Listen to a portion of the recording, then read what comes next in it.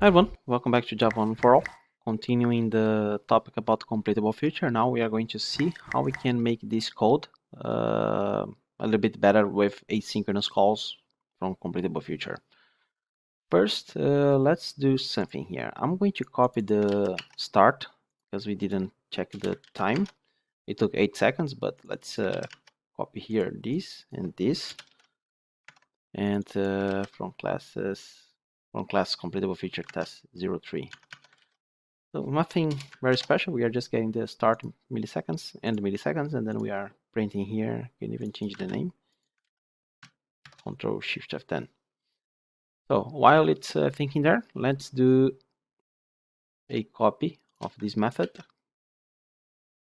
And let's add it here. So it took 8 seconds because we have 4 seconds to get the process, 4 seconds to get apply the discounts. And here we are going to get a sync. Okay, so let's get rid of everything here. So basically we have to figure out here. Let's start with what we know. We need to get stars.string, and then we know that we need to call asynchronously the method that is synchronous. So dot map, and then here I have the store name, I'll call just s, and then CompletableFuture dot supply async, and I want this to get from the service get price synchronously, passing the store name. Okay, so this is going to return a CompletableFuture, as you can see here. And from this, after we get the price, what we were doing, we were creating new quotes. So after I get my CompletableFuture, so .map, after I get this CompletableFuture, what do I want to do? I would like to get this CompletableFuture and then apply. As you can see, the then apply, we have two options, then apply and then apply a sync. So what's the difference? If you run then apply async, it would run in a new thread, but it doesn't matter in this case because we are waiting for the response. We cannot get the quote until we get the response from the supply async. It means that I can run in the same thread because I need that result to generate a new quote. So then apply. This is going to be synchronously in the same thread as this. And then quote, new quote. Okay, and then after I have my quote and the prices, the next step is to apply a discount. To apply a discount, we cannot use the then apply. Why not? Because the apply discount needs to be executed, well, it's synchronously and asynchronously. What do I mean by that? We have the CompletableFuture, right? We get here the supply sync, and then we are going to apply. And then after we get the result from these prices, I need to get the results first. Same thing, synchronously. I could run asynchronously, but again, I cannot just apply the discount if I don't have the quote. So this part will happen kind of in the same thread as the supply sync. But then what do I need to compose? I need to compose the quote. I need to call to apply the discount, and to apply the discount, I need to run them asynchronously, basically exactly like I did here. Otherwise, what's going to happen? Well, as you know, we are waiting 1 second for each one of the apply discounts.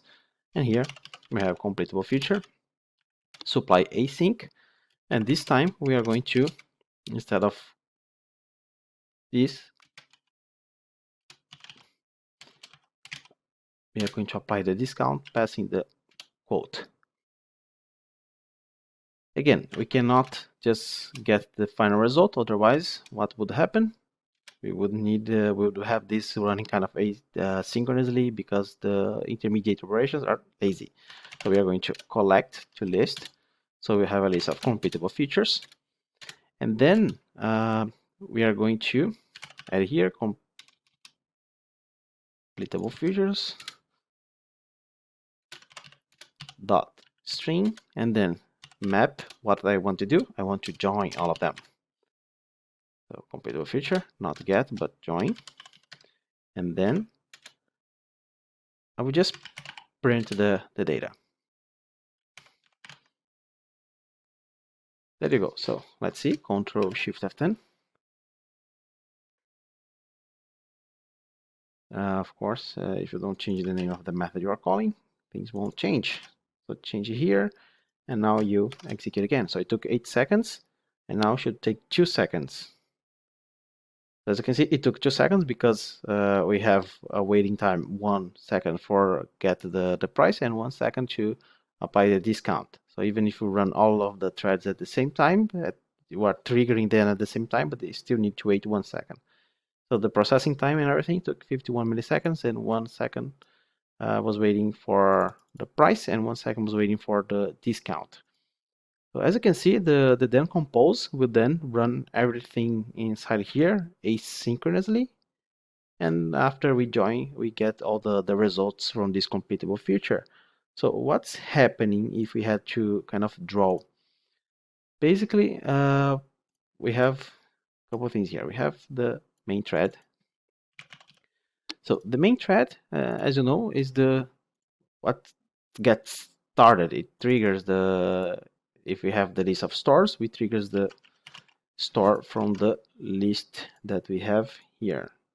So when we have the main thread going one by one here when we generate the string, and we have the completable feature that will execute by default inside the fork join. So this side here is the fork join framework. So basically, the store here, when you run supply async,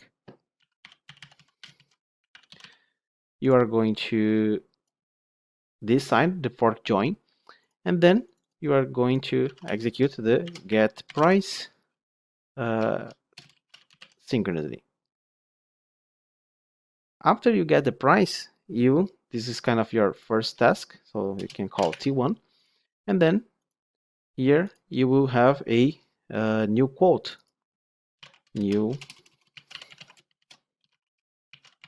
But this new quote is being executed through the then apply. And then after the new quote, you have the result here that's calculating the discount. But to calculate the discount, the apply discount here,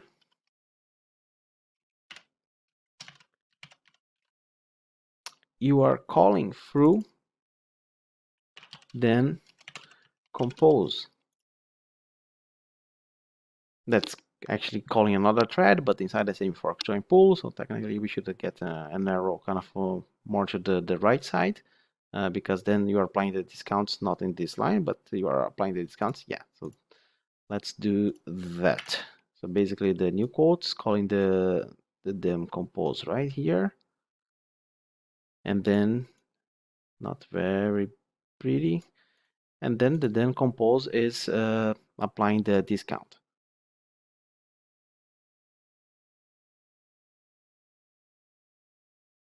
Yeah, maybe should have another. Yeah, it's the same fork join. Yeah, but you are running them asynchronously. But you are inside the same fork join.